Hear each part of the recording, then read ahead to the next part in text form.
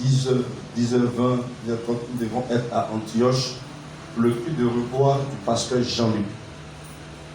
Donc, vous tous, vous l'avez connu, avec bénéficié ce message, c'est ce dimanche-là. Aujourd'hui, on va lui dire au revoir. La meilleure manière de dire au revoir, c'est de répondre présent. Nous lui disons au revoir toi-même. Et vu qu'on ne peut pas dire au revoir les mains vides, les membres du conseil ont validé une transaction financière pour éviter d'autres cotisations, vu que nous sommes déjà dans nos cotisations dans les tribus à cause de la fête des tribus, à cause du gala des tribus. Donc pour éviter, alors le conseil a validé que nous utilisions un financement qui provient de notre champ d'EVA. Vous voyez, pour cela, on a qu'à investir. EVA est venu à un point nommé où c'est chaud. Sur là, on veut dire cotisation, on est foutu. On a besoin d'aller à la naissance et un livre. Dieu merci, EVA a répondu à ça. C'est pas fini. Est-ce que vous voyez? Oui, non. Donc, demain, quand il dit, on va acheter cacao là, comme je suis, on va acheter. Il dit demain, on va acheter, on va faire champ de tech. C'est ma vision. Il y a beaucoup de champs dans ma tête. Hein. Mon ventre là, dans mon ventre, il y a beaucoup de plantations. Soyez prêts. Il y a plantation ici. Ici, il y a école primaire. Et puis, en haut là, il y a collège. Hein? Il y a beaucoup, même il y a terrain dedans. Il y a beaucoup dans mon ventre. Donc si le Seigneur permet qu'on est toujours là, en tout cas, sachez que, et même l'administration continuelle, celui-même qui nous succédera aussi continuera dans cette vision. Nous voulons que l'Église s'ouvre nouveau ait ses propres choses, propre patrimoine. Ça va nous éviter beaucoup de choses. On peut avoir notre propre car chaque dimanche, là, ça va chercher nos chrétiens qui sont loin. C'est possible. Est-ce que ça là, c'est sorcier? Les gens ont fait, puis on met une communauté sous pour nous aussi. Et puis dimanche, ça va chercher, les gens de la cité, les gens de la cas climatisé. Et puis du lundi au samedi, on va chercher l'argent. Lundi au samedi, ça va chercher l'argent à Gabi. Et puis dimanche, c'est là, ça va chercher chrétien. Est-ce que ça, on va faire ça? C'est une bonne organisation, c'est tout. Donc, merci. De compter sur personne, comptons sur Dieu et puis sur nous-mêmes. Alors, merci toutes les personnes qui sont là aujourd'hui. Je suis content de voir M. Amatutu de sa mission. Il est là, il est venu. Dieu merci. Béni Dieu. On est arrivé. À qui encore? Il y a quelqu'un plus là. Hein? Madame Bou. Bonne arrivée. Elle est où même? Bonne arrivée. Il va faire communiquer tout à l'heure. Allez ici.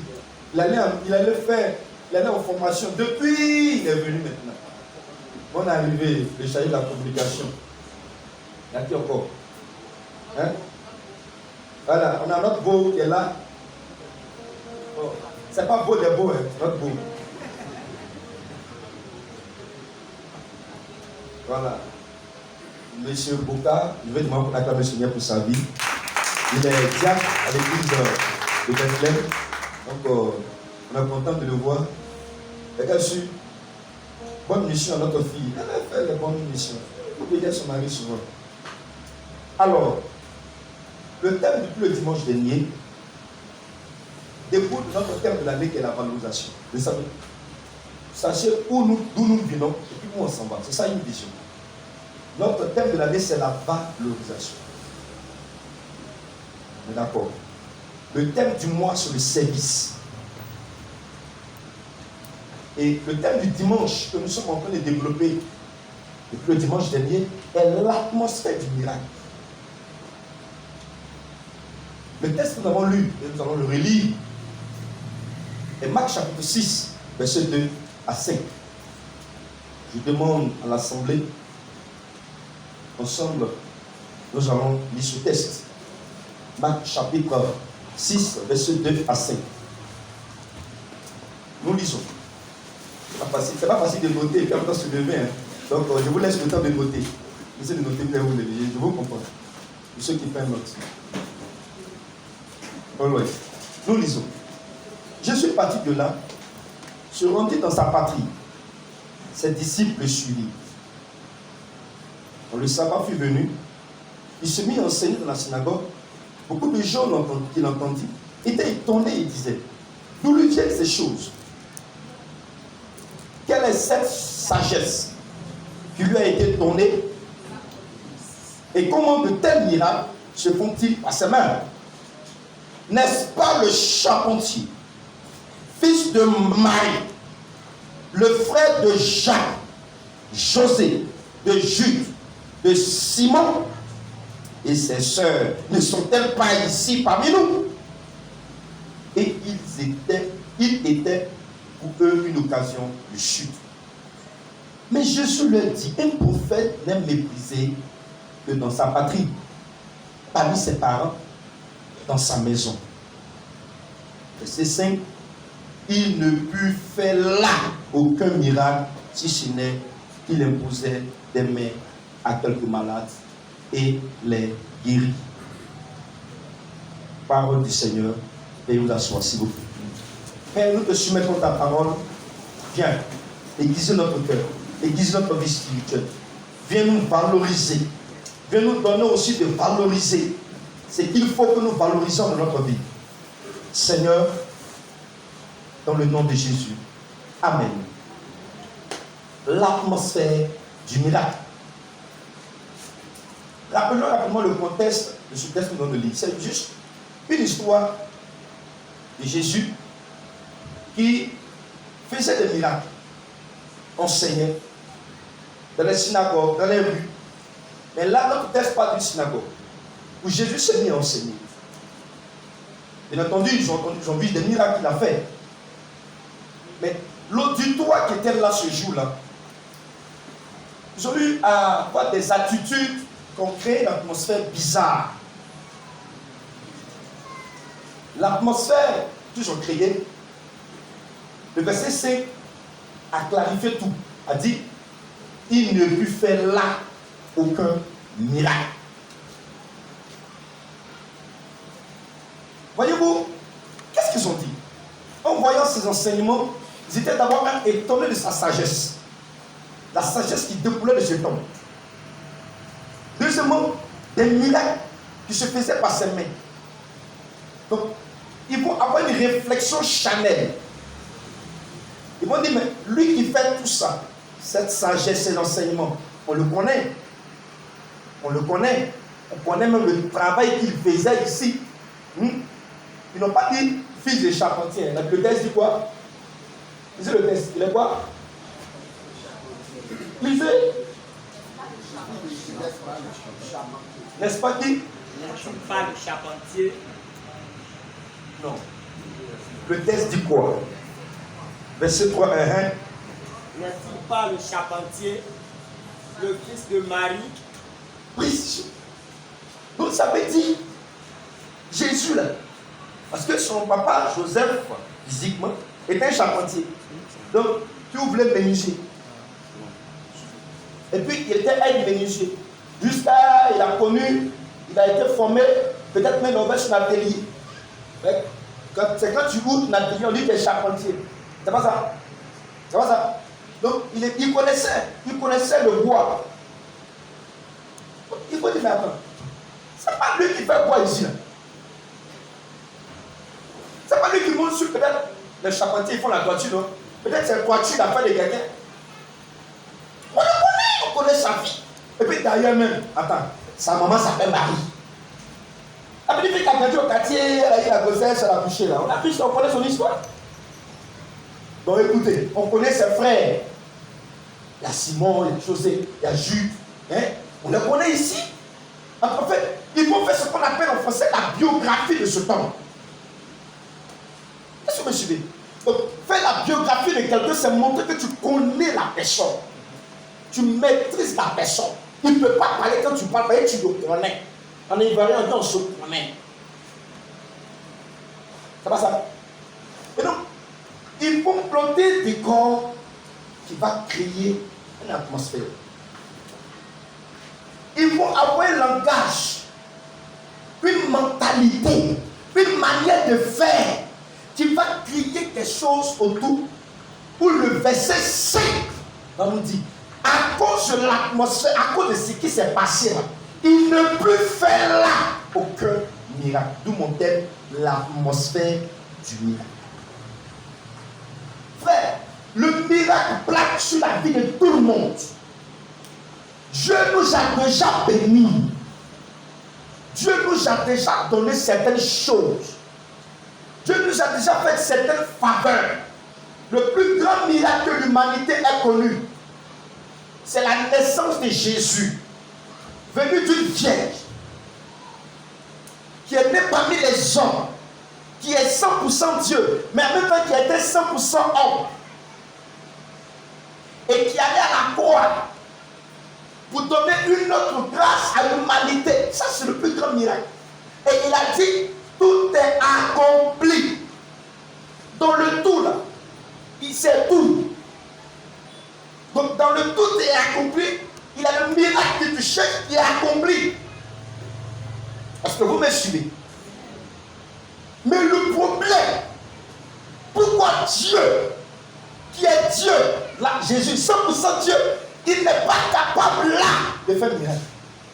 Quel choc, les amis, quel choc de constater quelqu'un qui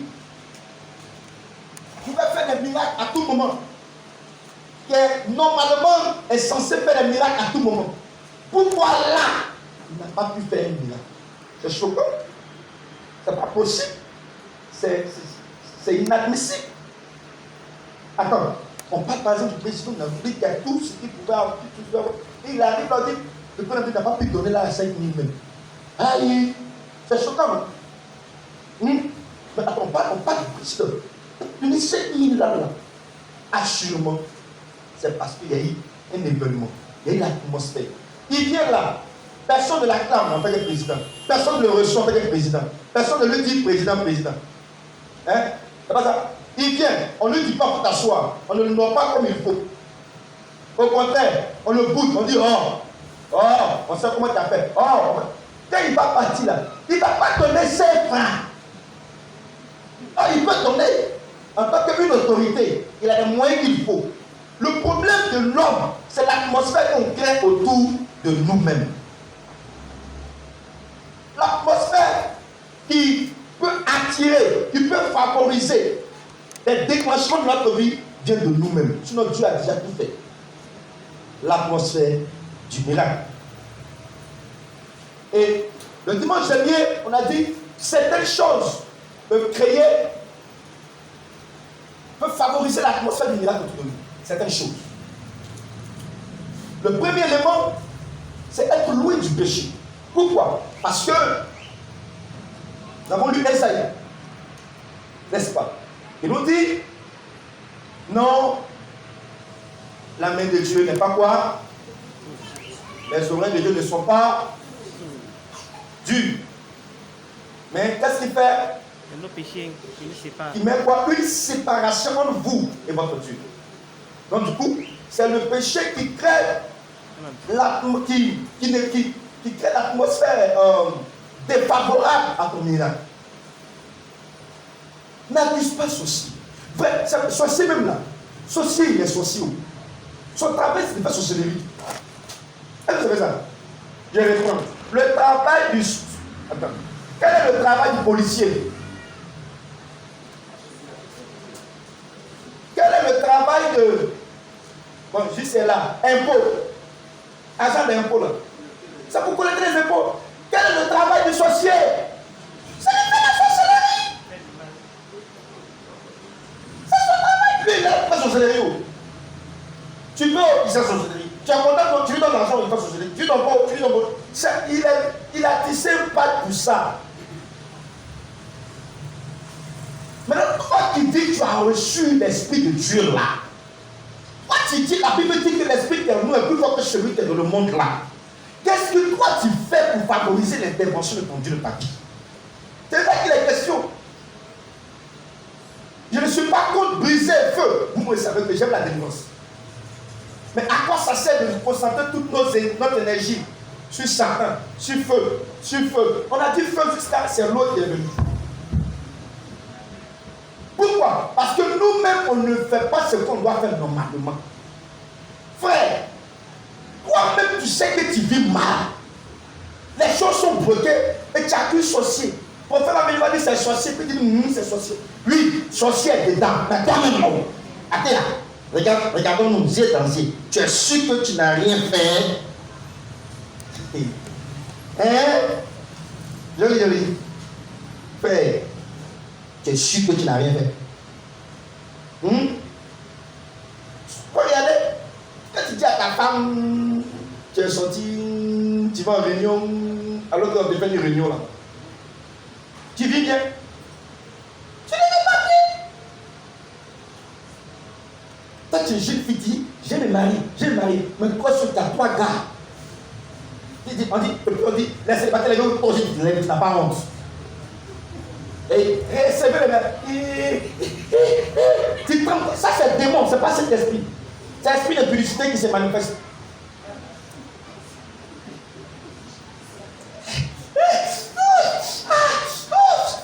Tu es d'adultère, c'est pas un respect. Démon sort sans lui même. Tu vis mal. Parce qu'il y a une séparation de toi et Dieu. Et c'est clair. Mes amis, nous voulons être une église que Dieu bénit. Mais nous ne voulons pas une église qui se pêche le péché. Au grand jamais. Au grand jamais. Quelle que soit ta dîme, tu vas apporter. Ton offrande, tu vas apporter. Si tu vis mal, en tout cas, mon conseil, j'ai un super conseil. Eux là même là, on n'est pas dans fait des non, tu m'étonnes. On va t'allumer normalement. Parce que si tu vis mal, nous sommes là comme garant de ton âme. C'est pas à cause de ton âme, ça va te parler. Donc il sait que dimanche prochain, tu n'es pas bien à l'église. Mais tu ne viens pas le moins de parler les vérités aujourd'hui. Si tu vis mal, tu vas en enfer. Je reprends. Tu vis mal, tu vas en enfer. Je reprends. Tu vis mal. Hein? Tu es assis à l'église, ça fait 10 ans. Depuis 1900, Adam et Ève, tu es encore chrétienne. Puis tu veux que tu vis mal. Tu vas en enfer sans embouteillage.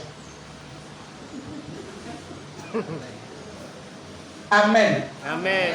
Mais la porte de salut t'est ouverte aujourd'hui. Reviens au Seigneur, alléluia. Reviens au Seigneur pendant qu'il est temps. Reviens au Seigneur pendant qu'il est temps. Reviens au Seigneur pendant qu'il est temps. Tu ne sais qu'est-ce que demain te réserve. Tu ne sais qu'est-ce que demain te réserve. Reviens au Seigneur pendant qu'il est temps. Écoute ce message aujourd'hui comme un dernier avertissement du Seigneur. Écoute ce message de ce jour comme un dernier avertissement du Seigneur. Je te parle par la voix prophétique. Reviens au Seigneur pendant qu'il est temps.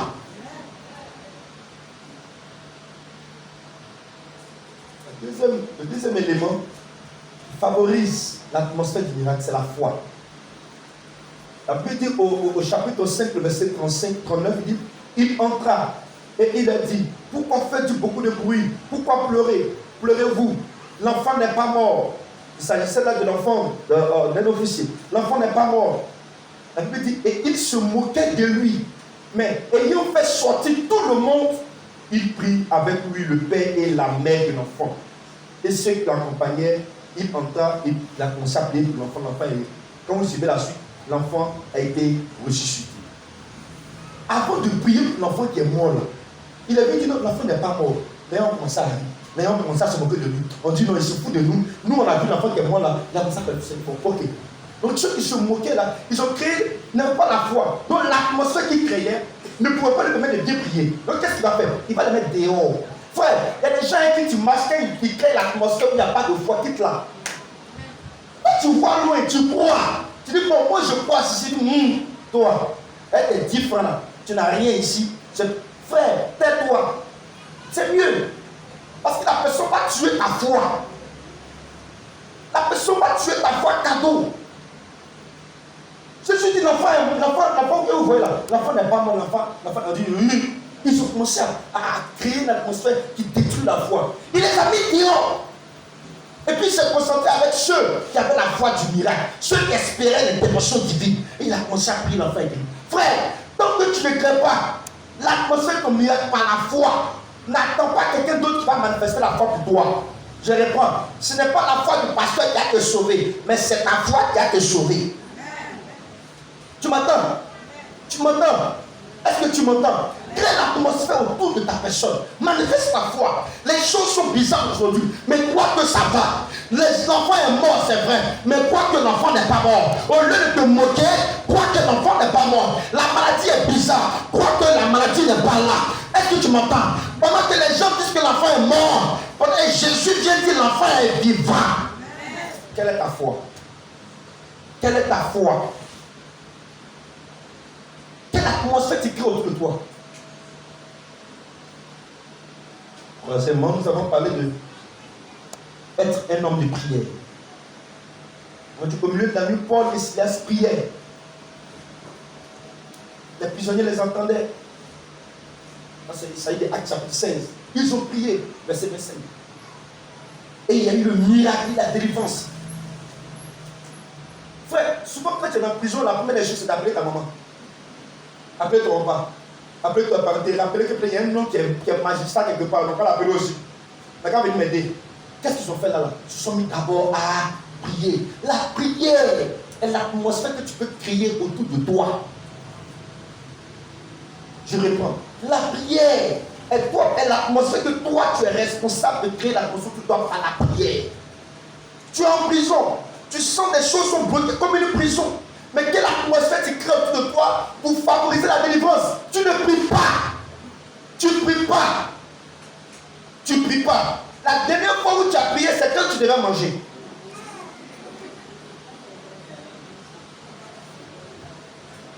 Ou bien, il a menti. Amen. Il a dit quoi? Ou bien c'est faux? C'est vrai.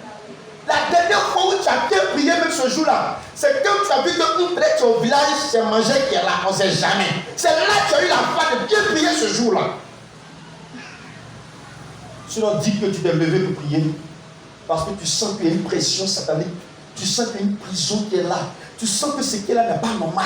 Et tu te mets à prier toi-même, sans qu'on te dise pas un moment de jeûne, mais toi-même tu te lèves et tu commences à prier pour tes affaires, tu commences à prier pour tes activités, toi-même, en tant que quelqu'un qui a la maturité. Quand tu fais ça, tu crées l'atmosphère autour de toi. Aujourd'hui, il y a un nouveau point, nous allons parler, surtout avec le même verset 25 de Actes chapitre 16. La Bible dit, au milieu de la nuit, Paul et Silas priaient et chantaient les louanges de Dieu. Oh, j'ajoute à ce texte 2 Samuel chapitre 6, verset 14 à 16, qui dit, David dansait de toute sa force devant l'Éternel. Félicitations. Autre attitude qu'il faut faire pour créer l'atmosphère du miracle autour de toi, c'est la louange, l'adoration. Frère, apprends à louer Dieu quand ça ne va pas. Apprends à adorer Dieu quand ça ne va pas. Quand ça va, adore. Quand ça adore, loue Dieu. Chante, loue Dieu. Tu es en train de créer l'atmosphère autour de toi. Est-ce que je parle à quelqu'un? Mets des cantiques, mets ton portable, mets un cantique de louange. Et puis, tu te laisses emballer par la louange. Tu chantes, tu chantes, tu chantes, tu chantes, tu loues Dieu. Ça ne va pas, c'est vrai, mais je crois que mon Dieu l'a déjà fait. Tu loues Dieu, il est le Dieu de miracle. Oui, je sais, je loue parce que je sais qu'il est le Dieu de miracle. Alléluia, alléluia. Tu loues l'atmosphère du miracle par la louange, par l'adoration. C'est toi qui peux créer cela. Les anges n'ont pas loué Dieu à ta place. Je parle à quelqu'un. N'attends pas que Dieu emmène des anges pour louer Dieu à ta place. Eux déjà au ciel, ils le font. Toi, tes créatures à son image. Il a dit, il faut me louer, il faut m'appeler. Si tu ne fais pas là, il y a suscité quoi? Des pieds. Même des pieds. Le problème, c'est qu'on n'est pas conscient que nous sommes sur la terre pour adorer Dieu. Pour adorer Dieu. Pour le louer. Le célébrer. N'attends pas que tu aies une voiture pour commencer à dire Dieu est bon. On pendant que tu marches, commence à dire Dieu est bon. Tu m'entends? N'attends pas que tout va bien pour dire que tu es bon. Loue Dieu. Célèbre-le. Chante, danse. Alléluia. Danse. Danse pour Dieu. Tu vas te laver. Tu mets la musique de ton portable. Et puis tu es Jésus est bon. Alléluia. Il est bon. Et on dit, mais tu chantes là, il y a quoi? On n'a pas dit que ta soeur est malade. Tu dis oui. Il est bon. Il est bon. Mais tu dis pourquoi? On dit, mais ton argent est bloqué. Depuis on ne te donne pas. Et puis mes amis, quand tu te mets à louer Dieu, tu déranges les filles de Saül. Lisez le texte. La fille de Saül que David avait mariée, qu'est-ce qu'elle a dit? Milka, regardant par la fenêtre, voyant le roi sauter et danser devant Dieu, elle le méprisa dans son cœur. Ta louange là, laissez-moi dire, vous avez Milka a méprisé dans quoi? Dans son. Est-ce qu'elle est venue dire ça à David? Les gens, quand tu as loué, les gens vont dire dans leur cœur, il veut dire quoi? Celui qui est trop scellé. Ça va rester dans leur cœur. Tu m'entends? Est-ce que tu m'entends? C'est vrai qu'il est trop scellé. C'est vrai qu'il est trop ceci. Frère, tu ne sais pas ce que j'attends de Dieu quand je loue le Seigneur. Donc, tu ne sais pas ce que Dieu a fait pour moi, pourquoi je loue le Seigneur. Donc, laisse-moi louer mon Dieu. Laisse-moi chanter mon Dieu. Laisse-moi adorer mon Dieu à terre. Laisse-moi me coucher pour adorer Dieu. Je parle à quelqu'un. Laisse-moi me prosterner pour adorer Dieu. Parce que tu ne sais pas ce que j'attends de mon Dieu. Parce que tu ne sais pas d'où je viens. Si tu connaissais mon histoire, tu sauras que ce chose. Ma louange est une louange prophétique. Ma louange est une louange prophétique. Ça provoque, ça crée l'atmosphère. Vous savez, c'est ce que les psychologues, ou bien ceux qui font ce qu'on appelle, j'ai oublié l'étude là, ceux qui aiment tout ce qui est positif là. Il y a une étude là, il y a un thème. Ça va me revenir. Quoi ça? Voilà. Laissez-moi dire. L'atmosphère, c'est qu'il faut voir du bon côté. Mais ils ne savent pas qu'ils sortent des magiciens dans la Bible. Ils ne savent pas ça. Quelle atmosphère? La Bible dit il ne peut faire là. Imaginez-vous, il dit l'enfant est guéri. L'enfant que vous voyez qui est mort là, l'enfant n'est pas mort, que dis-je, mais l'enfant est en vie. Et puis il voit tout le monde dit alléluia, l'enfant est vie. L'atmosphère, Jésus allait faire un miracle là. Puisque quand il a annoncé que l'enfant est en vie, au lieu de, dès qu'ils ont vu ça, ils n'ont pas vu l'enfant se lever, c'est vrai. Mais ils ont cru que l'enfant est déjà levé. Donc ils sont là, alléluia, l'enfant est levé. Il allait faire là la lumière. Mais qu'est-ce qu'ils ont fait? L'enfant, c'est pas lui qui est couché là. Quand on regarde, puis peut-être ils ont ouvert les yeux comme ça. Tout est blanc, l'enfant est mort. Frère, ta manière de faire, quelle atmosphère de ton miracle. Tu m'entends? C'est vrai, l'enfant est mort. C'est vrai, la situation est bizarre. C'est vrai, depuis un moment, le célibat chronique, même tout. Quoi? Parce que ton Dieu a dit l'homme quittera son père et sa mère. Quoi, ça déjà? Et puis tu fais quoi? Tu danses. Tu loues Dieu. Mais toi-même, quand tu sors matin, ton visage est serré. Ton visage est serré. Comment tu n'as pas vite vieilli? Ton visage est serré. Tu te lèves matin, mon visage est serré. Puis cracher le tableau. Ton visage est serré comme ça. Mes amis, créons l'atmosphère de nous. Soyons. La Bible dit quoi? Réjouissez-vous tous dans le Seigneur, je le répète. Réjouissez-vous. Soyons des hommes. C'est que manifeste la joie, contamine.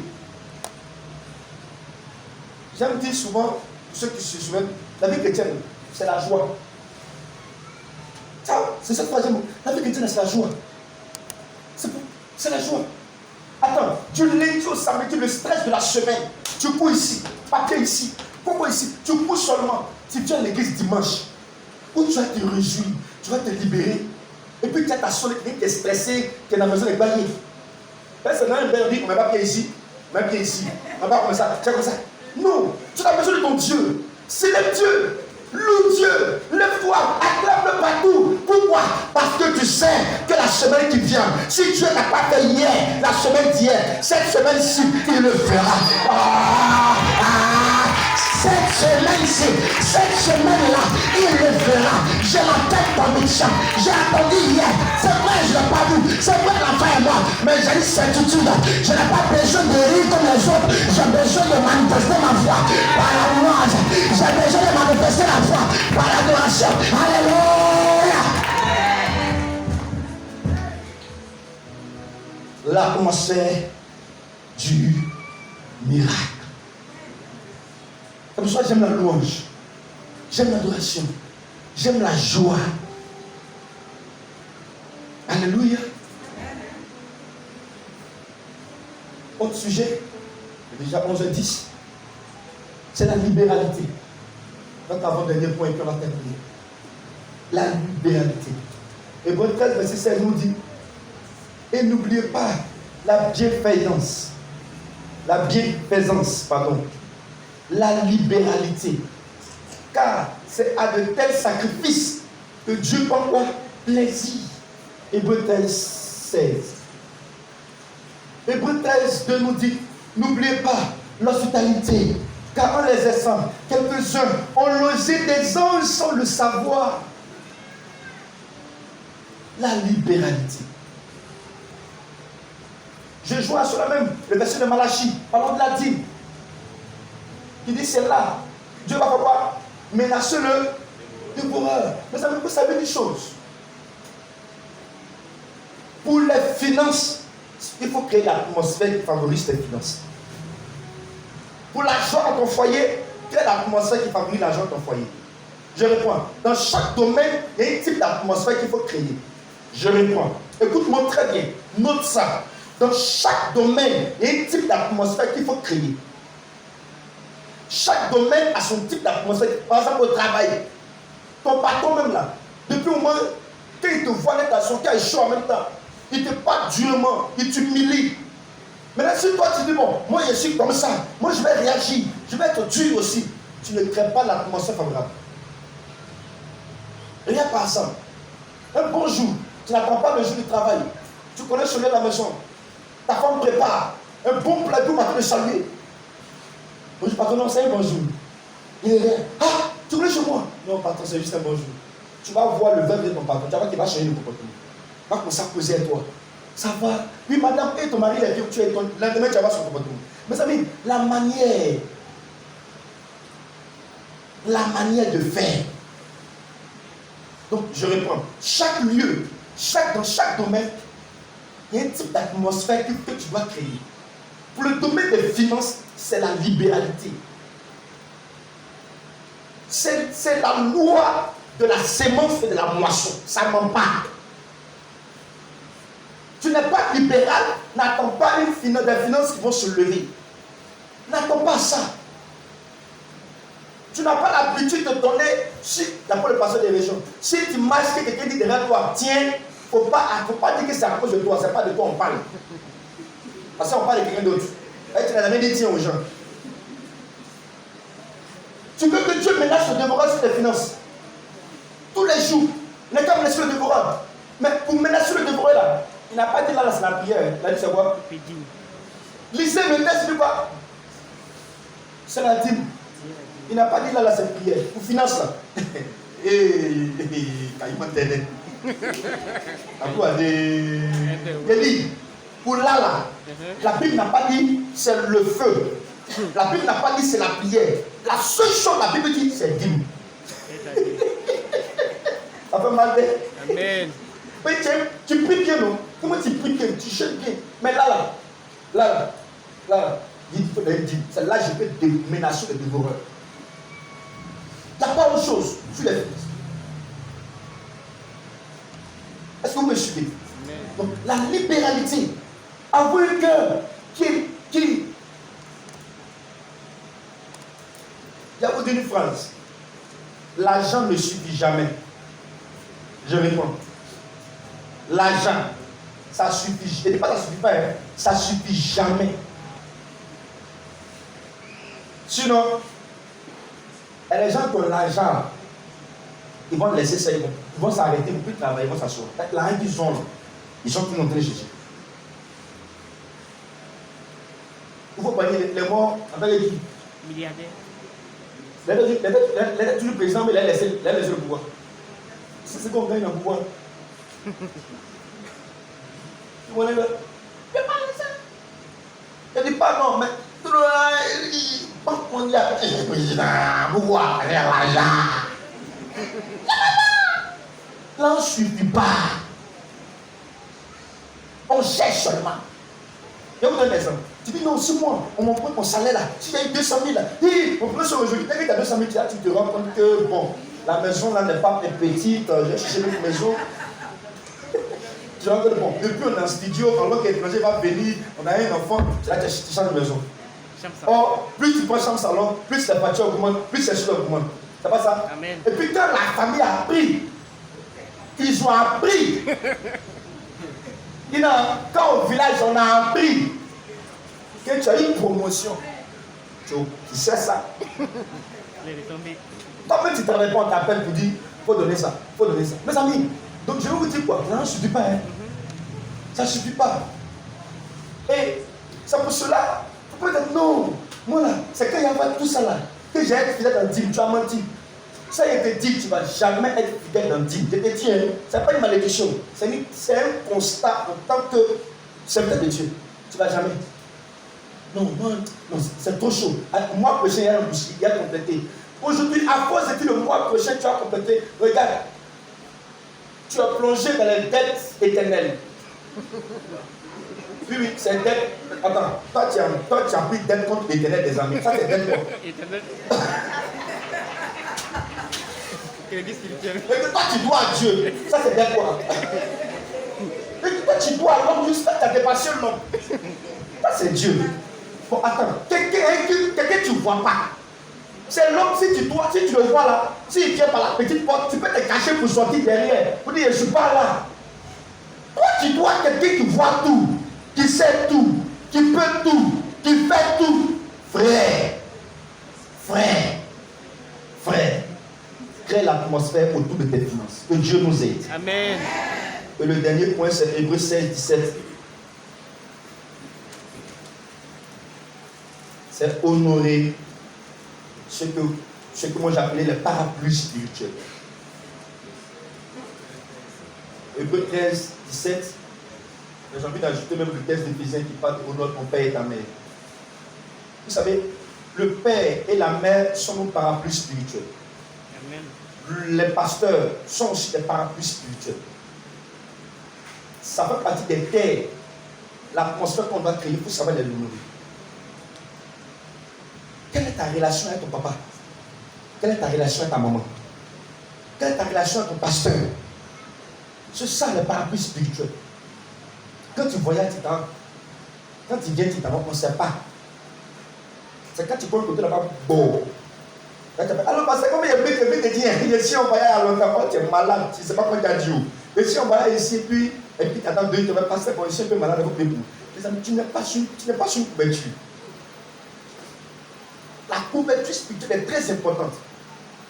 Tes parents biologiques et tes parents spirituels, ce sont des couvertures spirituelles. Il faut la petite les honorer. Il faut apprendre à les honorer. Ça fait partie de l'atmosphère qu'on crée autour de soi. Alors, il est 10h19, 56 minutes, et 56 secondes, pardon. J'aimerais encore, une fois de plus, exhorter chacun d'entre nous à créer l'atmosphère autour de lui. Est-ce ta relation avec tes parents? C'est bizarre. Je ne parle pas de quand ton papa dit qu'il faut régner Dieu. Non. Je parle de c'est ton père, c'est ta mère qu'il faut honorer. Il est vieux. Même si ton papa, c'est un marabout, il faut l'honorer. Il y a choqué les chrétiens aujourd'hui. Les chrétiens vous disent qu'il faut pas être social, on n'a pas d'argent pour l'argent. Il dit, même si ton papa est le gardien des bailliers, ton papa est le gardien des bailliers du village, hein, il faut l'honorer. Quand il y a des occasions, prépare quelque chose dans lui. Tu ne lui donnes pas parce qu'il est est adorateur de Baal. Non. Tu lui donnes parce qu'il est celui qui t'a engendré. C'est différent. Vous savez, tout ce qu'on fait, c'est la pensée qui est derrière. C'est ça que Dieu regarde. Il faut savoir honorer le père, la mère, les parents, les pères spirituels. Mais tout ça, c'est l'atmosphère que tu crées. Alléluia. Alléluia. Voilà, on va se lever, on va prier. Il est déjà 10h30, je dois partir. Mais on va prier. Quelle atmosphère que tu n'as pas encore créée? Tandis que tu veux voir Dieu agir. Est-ce le péché?